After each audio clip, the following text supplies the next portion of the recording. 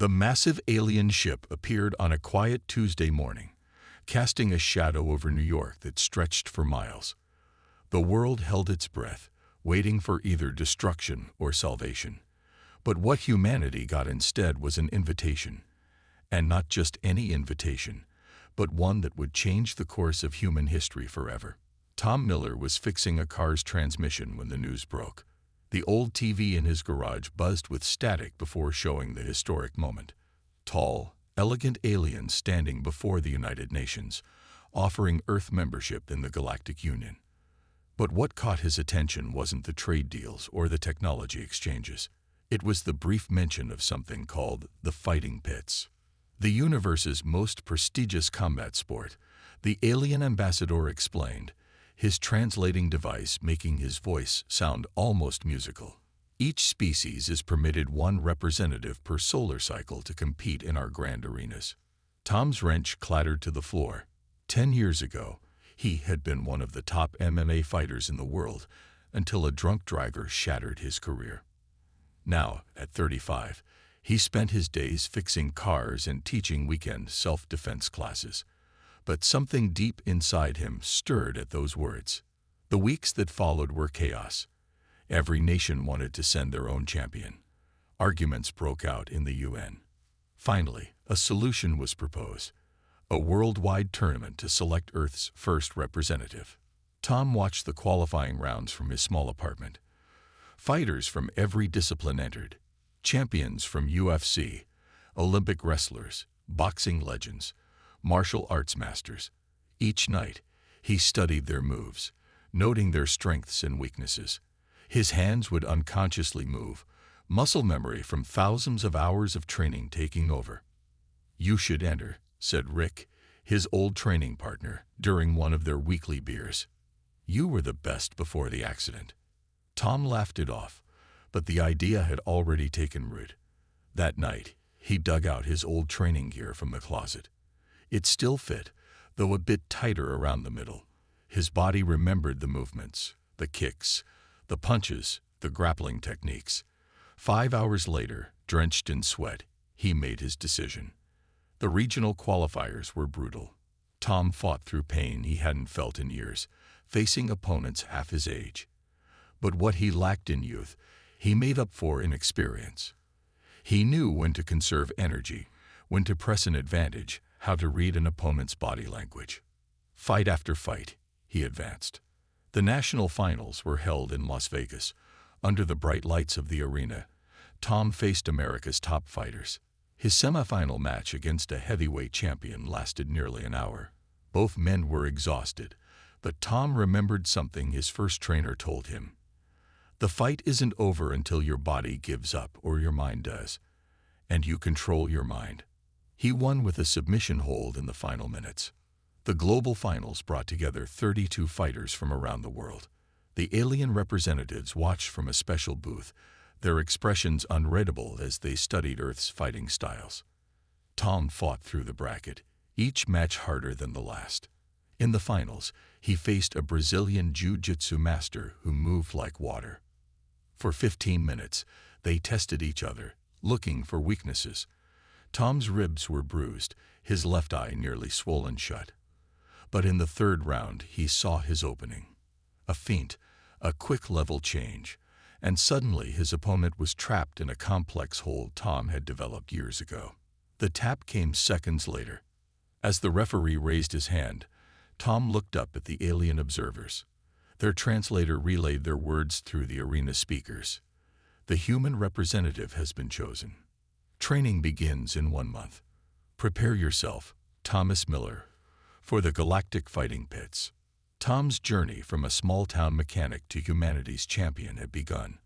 But as he stood there, blood and sweat mixing on the canvas, he had no idea that his selection would eventually lead to one of the most controversial decisions in galactic sporting history. Little did anyone know, Earth's gravity, atmosphere, and harsh evolutionary history had created something the galaxy had never seen before. And the fighting pits would never be the same. The transport ship dropped out of light speed with a gentle shudder. Tom pressed his face against the viewing window, his breath fogging the glass. Station X-17 floated before him, a massive structure that looked like a giant silver wheel spinning slowly in space. Hundreds of ships moved around it like busy insects, carrying spectators and fighters from across the galaxy. "First time in space?" asked Blue, his assigned handler. The alien stood nearly 7 feet tall, with skin that shifted colors like the surface of a soap bubble. Despite his intimidating size, his voice was surprisingly gentle. "That obvious, huh?" Tom smiled, trying to hide his nervousness. After a month of intense briefings about alien cultures and basic space protocols, he still felt completely unprepared. The docking procedure took almost an hour. As they walked through the arrival terminal, aliens of all shapes and sizes stopped to stare at Tom. Some pointed, others whispered in languages his translator couldn't catch. A group of tall, insect-like creatures clicked their mandibles in what sounded like laughter. "Look at those soft limbs," one of them said, the translator in Tom's ear converting their clicks to English. "How does it even stand in normal gravity?" Blue led Tom through winding corridors until they reached the fighter's quarter. The room was sparse but comfortable, with gravity set to Earth normal. "Rest tonight," Blue said. "Tomorrow, we visit the betting halls and register you for your first match." That night, Tom couldn't sleep. He stood at his window, watching the stars and distant ships. Earth was just another point of light from here, barely visible among countless others. The weight of representing his entire species pressed down on him harder than any gravity. The next morning brought new surprises. The betting halls were enormous, with holographic displays showing fighter statistics floating everywhere. Tom watched as his own image appeared on one of the screens, alongside numbers that made his heart sink. "Those are your odds," Blue explained. "Currently, you're rated as a 500-to-1 underdog for making it past your first fight." Tom studied the other fighters on display. Some looked like they were made of living stone. Others seemed to be composed of pure energy. One fighter appeared to be a swarm of smaller creatures moving as one. "Your first opponent has been selected," Blue announced, pointing to a screen. "A crystalline warrior from the Rigel system. They're known for their hard outer shell and sharp edges. No one has ever broken through their defense." As they walked to the training area, more aliens gathered to watch the soft-skinned primate prepare. Tom ignored them, focusing instead on the training equipment. Much of it was similar to Earth's, just scaled for different sizes and body types. He started his workout routine, the familiar movements helping calm his nerves. The watching crowd grew larger. Tom could hear their confused murmurs as he moved through complex combinations of strikes and grappling moves. "Why does it keep going?" one spectator asked. "It's been exercising for 2 hours without rest." "Primitive endurance training," another answered dismissively. "It won't help against a crystalline's natural armor." Blue watched silently until Tom finished his routine. "You train differently than other species," he observed. "Most focus on their natural advantages. You seem to train everything." "On Earth," Tom explained, wiping sweat from his face, "we don't have natural armor or energy beams. We had to learn to use everything we had. Every weakness can become a strength if you look at it right." That evening, Tom reviewed footage of his upcoming opponent. The crystalline warrior was beautiful in a terrifying way, its body reflecting light like a diamond blade. In every match, it simply stood its ground, letting opponents exhaust themselves against its impenetrable surface before striking once to end the fight. "Any advice?" Tom asked Blue. "Yes." Blue's skin rippled with concern. "Try not to die. The paperwork for human deaths is extremely complicated." As Tom lay in bed that night, he thought about Earth's long history of fighting against seemingly impossible odds. Tomorrow, he would show the galaxy what humans could do. But first, he had to survive his first fight in the pit. Little did the aliens know, they were about to witness something that would change their understanding of combat forever. The fighting pit was a perfect circle, 50 feet across, with walls that stretched up into darkness. Tom stood in the entry tunnel, listening to the roar of thousands of alien spectators above.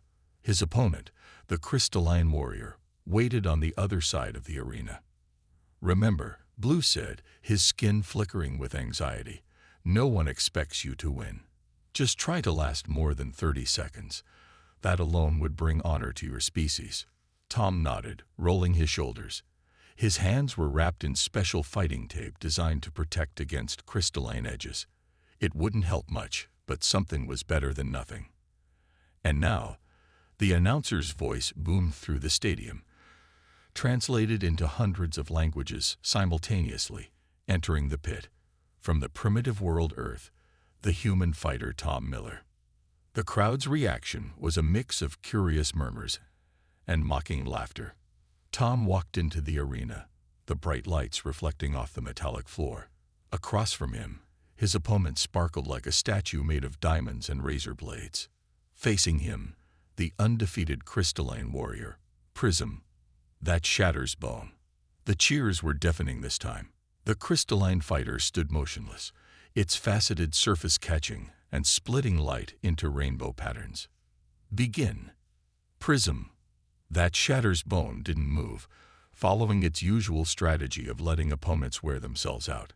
Tom circled slowly, studying the way light played across his opponent's surface. Every edge looked sharp enough to cut through steel. "What is it doing?" Someone in the crowd shouted. "Attack." But Tom kept circling, remembering his years of training. The first rule of fighting: know your opponent. He picked up a small piece of metal from the floor and tossed it gently at the crystalline warrior. The debris bounced off with a clear, ringing sound. Then Tom saw it, the slight shift in his opponent's stance when the metal struck. The crystalline wasn't just standing there. It was actively maintaining its crystal structure. It took energy to stay that hard. The crowd was getting restless. Tom heard boos and jeers. He smiled. Time to test his theory. He launched a series of quick, light strikes, not trying to damage his opponent, but forcing it to constantly adjust its crystal matrix. Each time the crystalline had to harden against an expected heavy blow that never came, Tom watched its movements become slightly slower. 5 minutes passed, then 10. The crowd's mood began to shift from boredom to confusion. The crystalline warrior, famous for quick victories, hadn't landed a single blow. "Your primitive tactics are useless," the crystal being spoke for the first time, its voice ringing like bells. "You cannot break me." "I don't need to break you," Tom replied, dodging a sudden slash that would have cut him in half. "You're breaking yourself." 15 minutes into the fight, Tom saw what he'd been waiting for, a slight dulling in his opponent's shine. The constant energy expenditure was taking its toll. The crystalline warrior's movements became more aggressive, trying to end the fight quickly. That's when Tom struck, not at the hardened outer surface, but at the joints where the crystal structure had to remain flexible. His kicks and strikes came in rapid succession, each targeting spots that had dulled from energy exhaustion. The crowd gasped as hairline cracks appeared in the crystalline surface. Prism, that shatters bone, stumbled, its perfect structure finally failing after maintaining peak hardness for too long. Tom's final move was almost gentle, a simple leg sweep that sent his opponent crashing to the floor. The impact was too much for the stressed crystal structure. With a sound like wind chimes in a storm, the mighty warrior shattered into thousands of glittering pieces. Silence fell over the arena. Then one voice shouted, "But that's impossible." The medical team rushed in to begin the crystalline's regeneration process. Tom stood in the center of the pit, breathing heavily but uncut and unbroken. Blue's voice crackled through his earpiece. "Human, what did you just do?" "Something we learned a long time ago on Earth," Tom answered, watching the stunned faces in the crowd. "Sometimes the strongest thing isn't a hard shell, but knowing when and how to be soft." As he walked out of the pit, Tom could feel the galaxy's eyes on him. The word would spread quickly. Humans were more than just soft-skinned primitives. They were something far more dangerous. they were smart fighters. News of Tom's victory spread through Station X-17 like wildfire. The betting halls buzzed with excitement as his odds changed dramatically. Alien medical researchers requested permission to study him, fascinated by how his fragile body had survived the fight without a scratch. "I don't understand," said one of the medical researchers, a floating orb of green gas contained in a transparent suit. "Your species has no natural armor, no energy projection, no regenerative healing factor. Yet you fight like you're invincible." Tom sat on the examination table, letting them scan him after his second victory, this time against a warrior made of living plasma. He had won by understanding that plasma needed containment and using the arena's metal floor to ground his opponent. "We're not invincible," Tom explained, wincing as he touched a bruise on his ribs. "We just got very good at dealing with pain." His third fight drew an even bigger crowd. The opponent was a hive mind species that could split into hundreds of smaller parts. The alien spectators expected Tom to be overwhelmed by sheer numbers. Instead, they watched in amazement as he used the swarm's own momentum against itself, leading it into patterns that caused the smaller parts to crash into each other.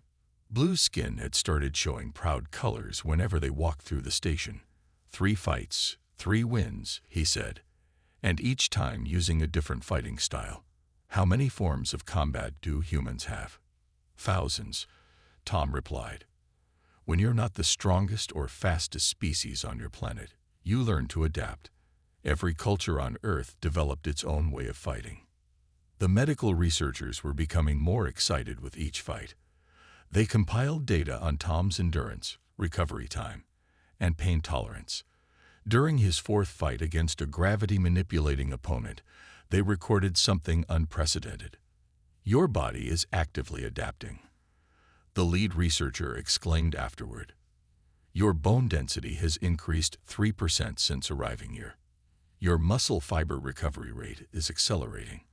It's like your entire biology is optimizing itself for combat." Tom's fifth fight lasted 2 hours. His opponent was a being that could harden any part of its body into metal. The crowd watched in disbelief as Tom kept fighting through exhaustion, his movements becoming more efficient rather than slowing down. "The human fighting style," one commentator observed, "seems to be having no style at all. It takes what works from each encounter and adds it to its arsenal." The betting halls started posting warnings next to Tom's matches. His odds of winning had shifted from 500 to 1 against a 2 to 1 in favor. Some higher-ranked fighters began finding excuses not to face him. "They're scared," Blue said one evening as they watched recordings of potential future opponents. "Not of your strength, but of your unpredictability. Every time they think they've figured out how humans fight, you show them something new." Tom's sixth fight proved Blue right. His opponent, a warrior that could generate sonic attacks, came prepared for a long battle of endurance. Instead, Tom ended the fight in seconds, using techniques learned from studying how his previous opponents had moved. The Galactic Fighting Commission called an emergency meeting after that fight. The medical researchers presented their findings. Humans had an unprecedented ability to learn from every fight. Their bodies could adapt to new conditions within days instead of generations, and most shockingly, they seemed to get stronger from injuries that didn't kill them. "In all my years overseeing matches," one commissioner said, "I've never seen a species that treats combat as educational." Tom was preparing for his seventh fight when Blue rushed into the training room, his skin flashing warning colors. "The commission is reviewing your species classification," he said. "They're saying humans might be too dangerous for the regular fighting circuits." Looking at his reflection in the training room mirror, Tom realized something that made him laugh.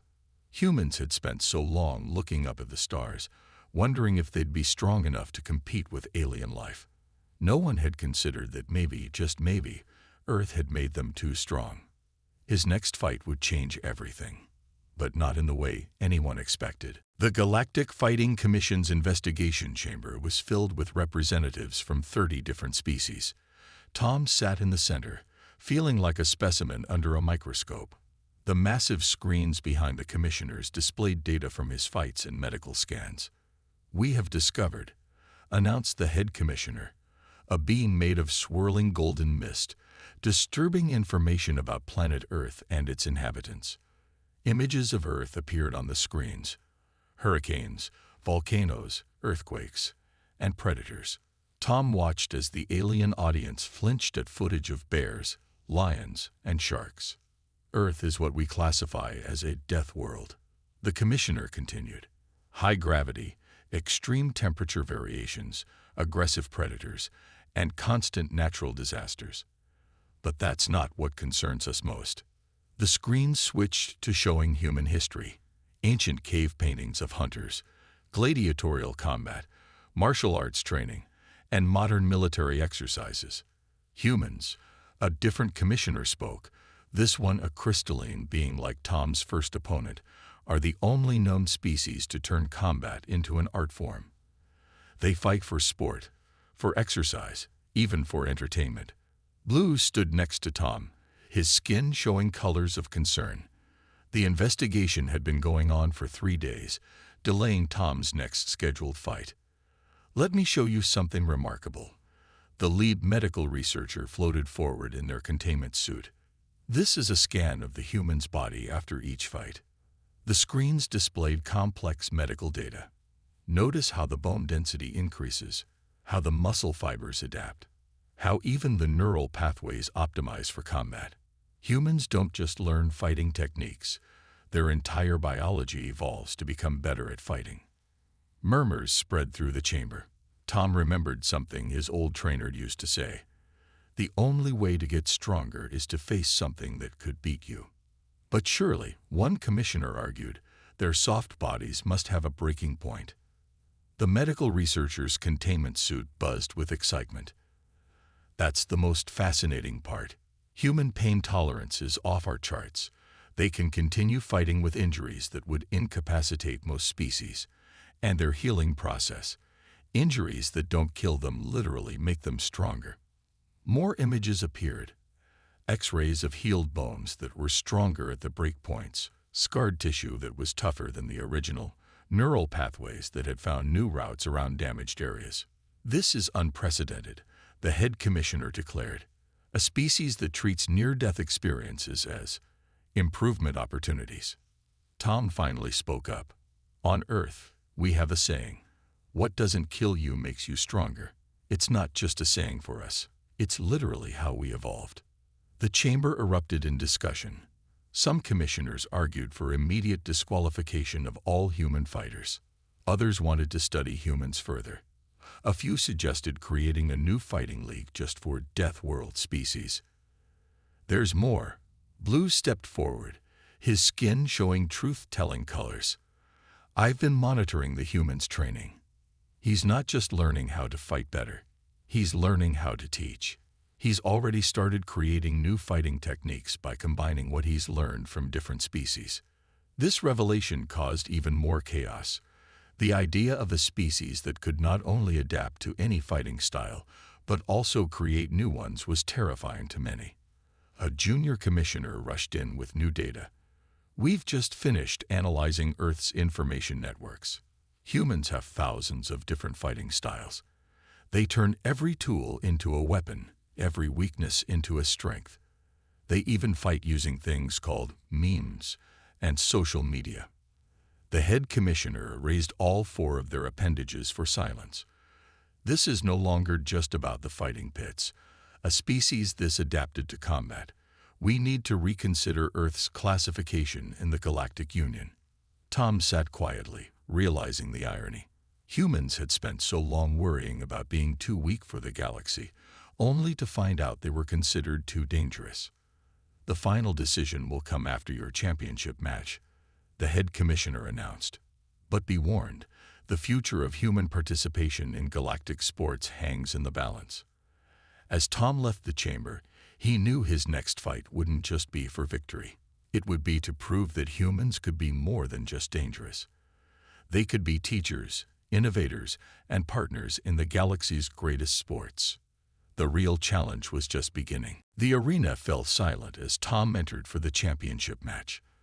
The stands were packed with more species than he could count, all drawn by the same question. Could a human defeat the 5-time champion, Steelheart? His opponent stood 8 feet tall, its body rippling like liquid mercury. Steelheart was from a race of living metal, capable of reshaping itself into any weapon. In 50 years of fighting, no one had ever lasted more than 10 minutes against it. "Are you sure you want to do this?" Blue asked, his skin showing deep concern. "No one would blame you for withdrawing after the investigation."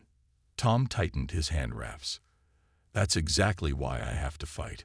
We need to show them that humans aren't just killing machines." The arena lights dimmed, leaving only the fighting pit illuminated. The announcer's voice echoed through the stadium. The championship match of the century. Steelheart, the undefeated champion, versus Tom Miller, the human phenomenon. Steelheart's surface rippled, forming into sharp spikes along its arms. "I studied all your fights, human. Your tricks won't work on me. I can adapt faster than you." Tom nodded respectfully. "That's what makes this interesting." The fight began. Steelheart attacked immediately, its arms transforming into bladed whips that cut through the air with whistling sounds. Tom dove and rolled, feeling the wind from the strikes ruffle his hair. The metal champion was faster than anything he'd faced before. "First lesson about humans," Tom said, dodging another strike. "We love learning from stronger opponents." He closed the distance, landing a series of quick strikes on Steelheart's chest. His fists made dull thudding sounds against the living metal. The champion laughed, its body hardening to diamond-like density. Then Tom struck again, in exactly the same spots. And again. And again. "Foolish human," Steelheart mocked, "hitting the strongest part of my armor." But Blue, watching from the sidelines, noticed something. Each impact, though seemingly harmless, was sending vibrations through Steelheart's body. Tom wasn't trying to break through. He was setting up a resonance pattern. The fight continued for 1 hour, then 2. Steelheart's attacks grew more frantic as it failed to land a solid hit on the human. Tom kept moving, kept striking, his movements becoming more efficient as he learned his opponent's patterns. 3 hours in, something unprecedented happened. Steelheart's surface began to show ripples of fatigue. The constant shape changing, combined with the vibrations from Tom's strikes, was wearing down its molecular bonds. "Impossible," Steelheart roared, its voice shaking. "No one has ever lasted this long." "Second lesson about humans," Tom said, breathing hard but steady. "We're really good at lasting long." 4 hours into the fight, the audience was witnessing history. Steelheart's attacks were slowing, its transformations taking longer. Tom had cuts and bruises all over, but his eyes were sharp, his movements precise. "Your body should have given up hours ago," Steelheart said during a brief pause. "What keeps you going?" Third lesson, Tom smiled through bloody lips. "Humans don't know when to quit." In the 5th hour, it happened. Steelheart attempted to form a blade, but its tired molecules couldn't hold the shape. For a split second, its entire body became unstable. Tom struck, not with strength, but with perfectly timed hits that sent shockwaves through Steelheart's weakened molecular structure. The champion's surface began to crack like glass. With a sound like thunder, Steelheart collapsed, its body reverting to a pool of inert metal. The fight was over. The stadium exploded with noise, cheers, screams, and shocked exclamations in 100 languages. Tom stood swaying, exhausted but unbeaten, as the medical team rushed to stabilize Steelheart's molecular structure. "How?" the fallen champion asked as it was being treated. "How did you know?" "Everything has a breaking point," Tom explained. "Humans spend their whole lives learning to find them, including their own." As Blue helped him from the arena, Tom heard the commissioners already starting emergency meetings. He had shown them exactly what they feared. that humans could defeat even the mightiest warriors not through strength, but through sheer determination and adaptability. The galaxy would never look at humans the same way again. 1 week after the championship fight, Tom stood before the full Galactic Sports Council. The chamber was packed with representatives from every spacefaring race. News of his victory over Steelheart had spread across the galaxy, forcing an emergency session to decide the future of human participation in the fighting pits. "Let the record show," the head counselor began, their crystalline form glowing with official colors, "that we are here to review the unprecedented situation regarding human combat capabilities." The massive screens behind the council displayed highlights from Tom's fights, ending with Steelheart's historic defeat. Medical data scrolled alongside the footage, showing Tom's increasing strength and adaptability throughout the tournament. "In all my centuries overseeing galactic sports," a counselor made of pure energy stated, "I have never seen anything like this." The human's final fight lasted 5 hours. 5 hours against Steelheart, and scans show he could have continued even longer. The medical research team floated forward in their containment suits. "Our final analysis of human combat potential is disturbing. They possess what we call exponential adaptation. Every fight makes them stronger. Every injury makes them tougher. Every defeat teaches them new techniques." Blue stood beside Tom, his skin showing a mix of pride and worry. "If I may speak," he said, his translator carrying his voice across the chamber, "I've worked with fighters from 50 different species. Humans are different. They don't just fight, they solve puzzles. They turn combat into science." The council murmured as new data appeared on the screens. Thousands of human martial arts styles, military training techniques, and combat sports from Earth's history. "This is the core issue," another counselor spoke. "Most species develop 1 or 2 effective fighting styles based on their natural abilities. Humans have created thousands, specifically to overcome their natural limitations." Tom stepped forward. "With respect, council members, isn't that a good thing? We could teach others." "That's exactly what concerns us," the head counselor interrupted. "Your species doesn't just learn to fight, you learn to teach fighting. You could revolutionize combat techniques across the galaxy." "The potential implications are severe," a military advisor added. "A species that treats every defeat as a learning opportunity, that can adapt to any fighting style, that actually gets stronger from combat. They could become unbeatable if allowed to continue." The chamber erupted in debate. Some argued for creating a special league just for humans. Others wanted to study human training methods. A few even suggested banning humans from all competitive sports. Finally, the head counselor raised all their appendages for silence. "We have reached a decision. Thomas Miller, please step forward." Tom walked to the center of the chamber, standing tall despite his still healing injuries from the championship fight. "First, you are officially recognized as the Galactic Champion. Your victory over Steelheart was earned through skill, strategy, and what we now understand is humanity's greatest weapon: adaptability." A holographic medal materialized around Tom's neck as the chamber filled with polite applause. However, the counselor continued, "Effective immediately, humans are banned from participating in the galactic fighting pits." The chamber went quiet. Tom started to protest, but the counselor wasn't finished. "Instead, Earth will be given a permanent seat on the Combat Sports Regulatory Board. Your species' unique understanding of combat evolution makes you more valuable as teachers and regulators than as fighters." Blue's skin flashed with surprise colors. This was unprecedented. Earth was being promoted from competitor to administrator in less than a year. Additionally, the head counselor added, "We are reclassifying Earth as a Class 4 death world, with humans listed as an evolutionarily optimized combat species. This classification comes with both restrictions and privileges in galactic society." Tom smiled, finally understanding. They weren't really banning humans, they were acknowledging humanity's true strength. Not just their ability to fight, but their ability to understand, adapt, and teach. "One last thing," the counselor said. "We're establishing a new Earth-based academy for galactic combat studies. We would like you, Thomas Miller, to be its first instructor." As Tom left the chamber that day, he realized that humanity had achieved something far greater than victory in the fighting pits. They had earned respect not through conquest, but through their ability to learn, adapt, and share knowledge.